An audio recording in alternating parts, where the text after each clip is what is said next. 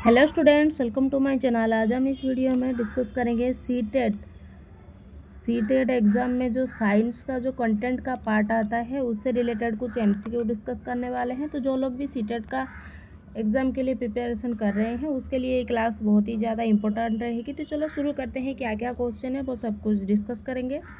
A ball is thrown vertically upward and later comes back to the person who threw it during the entire motion which physical quantity remains unchanged।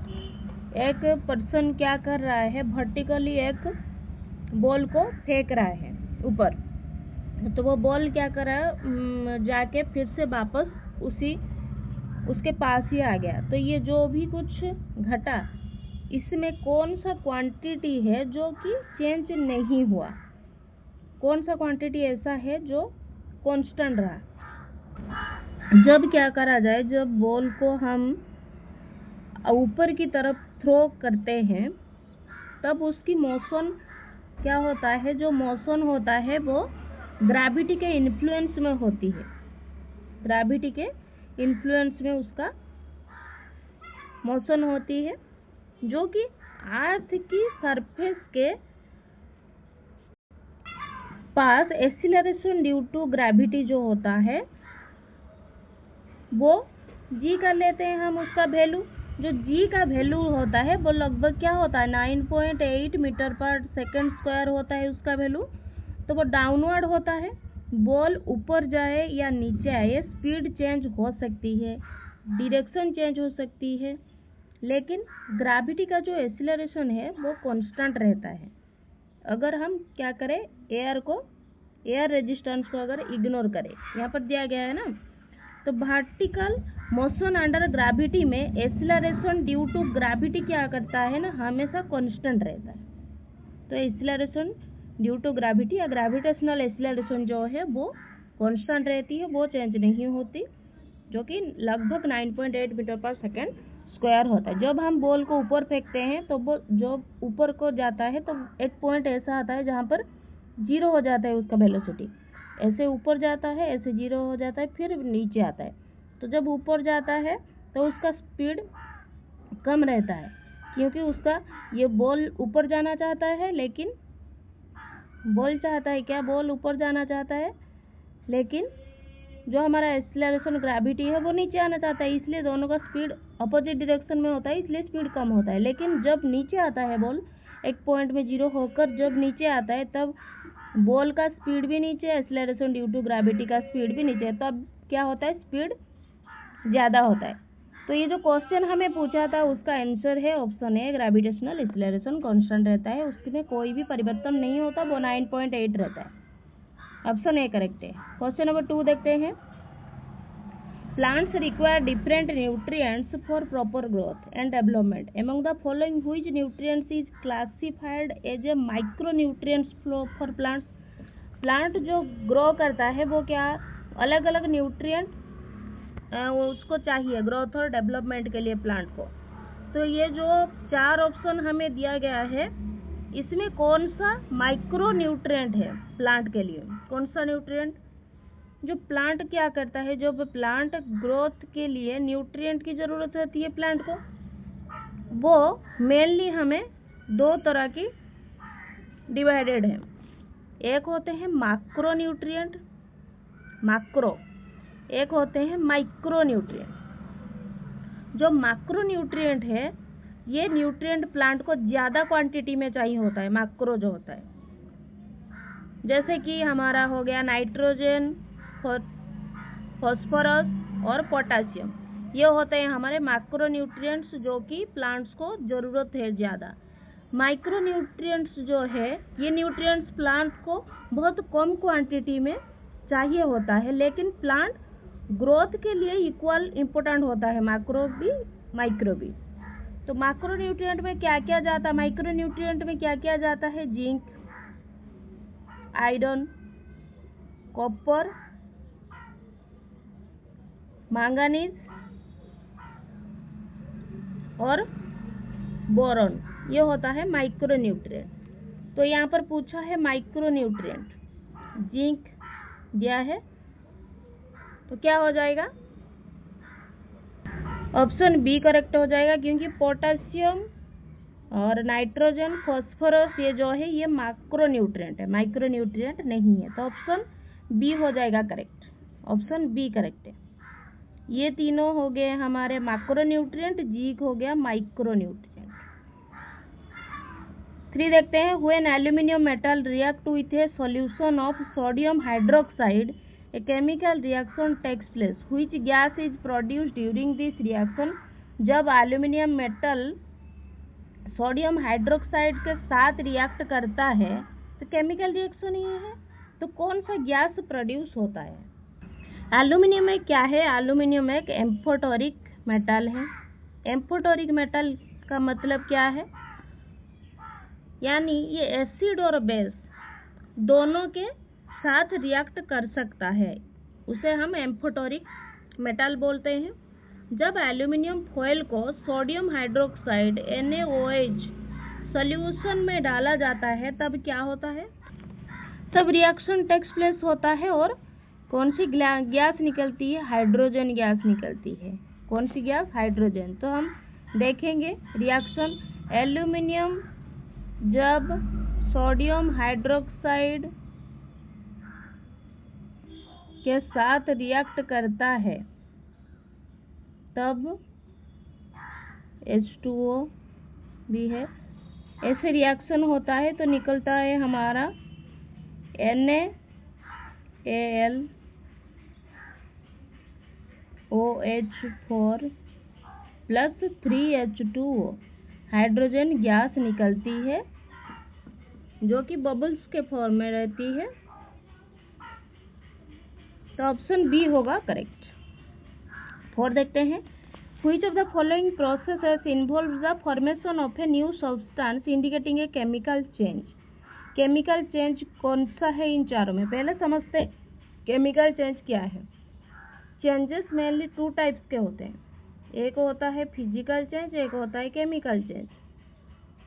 Physical change में क्या होता है? Physical change में सिर्फ state change होता है, new substance नहीं बनती और रिवर्सिबल भी होती है, वापस हम उस स्टेज में आ सकते हैं। केमिकल चेंज में क्या होता है? न्यू सब्सटेंस बनती है, केमिकल प्रॉपर्टी चेंज हो जाती है, मोस्टली ये इरिवर्सिबल है, ये वापस हम नहीं आ सकते। फिजिकल और केमिकल में डिफरेंस हमने पता कर लिया। रस्टिंग ऑफ आयरन, आयरन को जब हम रोस्ट करते हैं तब हमें न्यू सब्सटेंस मिलती है, तो आयरन को जब हम रोस्टिंग करते हैं मतलब ऑक्सीजन के साथ जब वो रिएक्ट करता है तब क्या निकलती है? तब न्यू सब्सटेंस निकलती है। तो यहाँ पर पूछा था केमिकल चेंज क्या है, जिसमें हम एक नया सब्सटेंस पाते हैं, वो होता है chemical change. Breaking of a glass piece को जब हम तोड़ेंगे तो ग्लास पीस ही हमें मिलेगी और कुछ नया मिलेगा क्या? मेल्टिंग ऑफ वैक्स को जब हम मेल्ट करेंगे तो वैक्स ही मिलेगी, कुछ नया सब्सटेंस भी नहीं मिलेगा और वैक्स को वापस से हम मेल्टिंग वैक्स से हम वापस से सॉलिड वैक्स में कन्वर्ट कर सकते हैं। बॉइलिंग ऑफ वाटर को जब हम बॉईल करते हैं तब भी न्यू सब्सटेंस नहीं मिलती, फिर से हम वाटर को क्या करेंगे? ठंडा करके वापस से वाटर कर सकते हैं। तो ये जो तीनों हमने देखा ये फिजिकल चेंज है, लेकिन ये जो है वो केमिकल चेंज है। In the human digestive system bile juice plays an important role in digestion, which organ produces bile. Bile एक क्या है? बाइल एक डाइजेस्टिव जूस है, ये डाइजेस्टिव जूस है जो मेनली क्या करता है? फैट डाइजेशन करता है, फैट डाइजेशन में हेल्प करता है बाइल जूस। बाइल का प्रोडक्शन कहाँ पर होती है? लीवर में। लीवर कौन बनाता है? लीवर बाइल जूस बनाता है। लीवर बॉडी का लार्जेस्ट इंटरनल ऑर्गन है। तो क्या हो गया? व्हिच ऑर्गन प्रोड्यूस बाइल यहाँ पर पूछा था, तो ऑप्शन बी होगा करेक्ट, लीवर। कौन प्रोड्यूस करता है? लीवर। जो गॉल ब्लैडर है वो क्या करता है? बाइल को स्टोर करता है, स्टोर करता है, प्रोड्यूस नहीं करता, प्रोड्यूस लीवर करता है। 6 देखते हैं, in which of the following animals does fertilization takes place outside the body of the female organism. कौन से एनिमल्स का फर्टिलाइजेशन आउटसाइड में, बॉडी के आउटसाइड में होता है फीमेल ऑर्गेनिज्म में। फर्टिलाइजेशन का मतलब क्या होता है? फर्टिलाइजेशन का मतलब होता है मेल गैमेट जो स्पर्म होता है और फीमेल गैमेट जो एग होता है उसका फ्यूजन होना, ये होता है फर्टिलाइजेशन। तो ये दो टाइप्स के होते हैं, एक होता है इंटरनल फर्टिलाइजेशन, एक होता है एक्सटर्नल फर्टिलाइजेशन। इंटरनल में क्या होता है? इंटरनल में होता है क्या? फर्टिलाइजेशन फीमेल के बॉडी के अंदर होता है, जैसे कि ह्यूमन का हो गया और डॉग्स का हो गया और बर्ड्स का हो गया। तो इंटरनल में किनका किनका हुआ? ह्यूमन्स का हो गया, डॉग्स का और बर्ड्स का। ह्यूमन्स, डॉग्स, बर्ड्स, इनका हो गया इंटरनल फर्टिलाइजेशन। दूसरा होता है एक्सटर्नल फर्टिलाइजेशन, जैसे कि फर्टिलाइजेशन फीमेल बॉडी के बाहर होता है वाटर में, जैसे कि फ्रॉग्स हो गए, फिशेस हो गए। तो यहाँ पर पूछा था आउटसाइड, आउटसाइड जो होता है वो होता है एक्सटर्नल, तो ऑप्शन बी होगा करेक्ट। डॉग्स, ह्यूमन, हेन्स का इनका इंटरनल होता है, फ्रॉग्स का एक्सटर्नल होता है, जैसे कि पानी में होता है ना इनका फर्टिलाइजेशन, तो ऑप्शन बी होगा करेक्ट। 7 देखते हैं, in human blood flows continuously through a network of blood vessels without directly bathing the body organs. This type of circulatory system को क्या बोलते हैं? तो सर्कुलेटरी सिस्टम का क्या काम होता है? उसका काम होता है ऑक्सीजन को ट्रांसपोर्ट करना, ऑक्सीजन को ट्रांसपोर्ट करना और न्यूट्रिएंट्स जो है उनको सप्लाई करना, वेस्ट प्रोडक्ट्स रिमूव करना। तो ये हो गए हमारे सर्कुलेटरी का काम। ह्यूमंस में ब्लड एक क्या होता है? फिक्स्ड पाथवे फॉलो करता है, तो उसे हम क्या बोलते हैं? उसे हम क्लोज्ड सर्कुलरी सिस्टम बोलते हैं। ऑप्शन बी होगा correct. 8 which of the following represents a vegetative या asexual method of reproduction in plant. Asexual reproduction या वेजिटेटिव जो होता है उसमें न्यू प्लांट एक ही पेरेंट से बनता है और इसमें फर्टिलाइजेशन या सीड फॉर्मेशन इन्वॉल्व नहीं होता, जो एसेक्सुअल रिप्रोडक्शन होता है। फर्टिलाइजेशन का मतलब क्या है? मेल और फीमेल गैमेट्स के फ्यूजन होता है फर्टिलाइजेशन में, यह सेक्सुअल रिप्रोडक्शन का प्रोसेस है, एसेक्सुअल नहीं। सीड फॉर्मेशन में क्या होता है? सीड सेक्सुअल रिप्रोडक्शन के रिजल्ट होते हैं, इसलिए ये एसेक्सुअल मेथड नहीं होंगे। लेयरिंग जो है इस मेथड में क्या होता है? प्लांट्स की ब्रांच को सॉइल में झुकाकर कवर किया जाता है, कुछ समय बाद उस ब्रांच के रूट डेवलप हो जाते हैं और नए प्लांट बन जाते हैं। ये वेजिटेटिव या एसेक्सुअल रिप्रोडक्शन का एक एग्जाम्पल है लेयरिंग। तो पोलिनेशन क्या है? पोलन ट्रांसफर का एक प्रोसेस है जो सेक्सुअल रिप्रोडक्शन का स्टेप है। पोलिनेशन भी एक क्या है? एक रिप्रोडक्शन, सेक्सुअल रिप्रोडक्शन का एक प्रोसेस है। तो लेयरिंग जो है वो एसेक्सुअल या वेजिटेटिव रिप्रोडक्शन एक प्लांट का है, तो ऑप्शन सी होगा करेक्ट। 9 देखते हैं, excessive use of chemical fertilizers mainly leads to which environmental problem. Excessive use of chemical fertilizer को ज़्यादा जब हम यूज करते हैं तो कौन सा प्रॉब्लम हमें देखने को मिलता है? जब फर्टिलाइजर्स स्पेशली नाइट्रोजन और फास्फोरस वाले जो हैं उसका ज़्यादा इस्तेमाल किया जाता है तो उनका कुछ हिस्सा रेन वाटर के साथ नदियों और तालाब में जाकर गिरते हैं, रिवर्स और जो लेक से वहाँ पर जाकर गिरते हैं और चले जाते हैं। इससे वाटर बॉडीज में न्यूट्रिएंट्स बहुत ज़्यादा बढ़ जाते हैं क्या हो जाते हैं, न्यूट्रिएंट्स बहुत ज़्यादा बढ़ जाते हैं। तो ये जो डिसरिफिकेशन, इसका मतलब क्या है? इसका मतलब है लैंड का जो डेजर्ट जैसे बन जाना, मेनली क्लाइमेट चेंज और ओवर ग्रेजिंग से ये होता है। फर्टिलाइजेशन और इसका कोई भी रिलेशन नहीं है।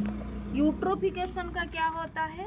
ये प्रोसेस तब होता है जब वाटर बॉडीज न्यूट्रिएंट्स या फर्टिलाइजेशन एक्सेसिव हो जाता है। इसे अलग, ये आलगी बहुत तेजी से ग्रो करते हैं, ऑक्सीजन लेवल कम हो जाता है और क्या होता है, एक्वाटिक ऑर्गेनिज्म को नुकसान होता है।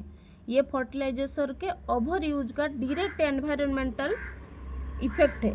तो इथोफिकेशन होगा। डिफॉरेस्टेशन का मतलब क्या है? लैंड को, फॉरेस्ट को काटना। इसका फर्टिलाइजेशन से कोई भी रिलेशन नहीं है।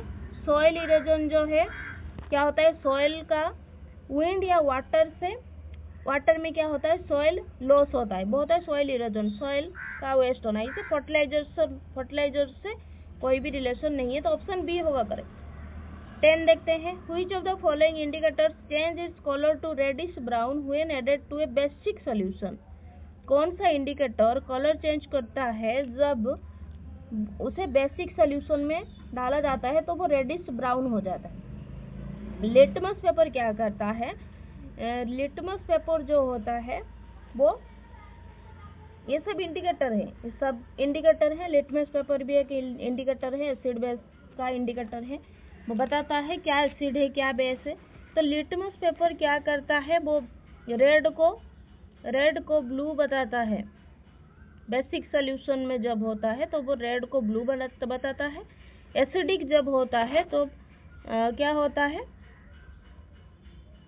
ब्लू को रेड कर देता है। तो ये तो ब्लू रेड नहीं पूछा है, रेडिश ब्राउन पूछा है, तो लिटमस तो नहीं होगा। टर्मेरिक एक क्या है, नेचुरल इंडिकेटर है।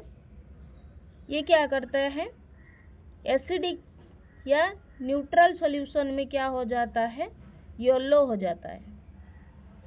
और बेसिक सॉल्यूशन जो होता है उसमें रेडिश ब्राउन हो जाता है। यहाँ पर पूछा था बेसिक में रेडिश ब्राउन कौन इंडिकेट करता है, टर्मेरिक करता है। फिनोप्थलीन क्या करता है, फिनोप्थलीन एसिडिक में कलरलेस होता है और बेसिक सॉल्यूशन में क्या होता है, पिंक हो जाता है। मिथाइल ऑरेंज क्या होता है, एसिड में रेड होता है और बेस में yellow.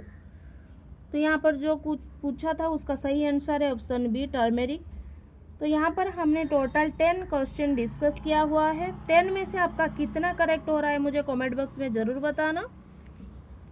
Thank you students, keep studying.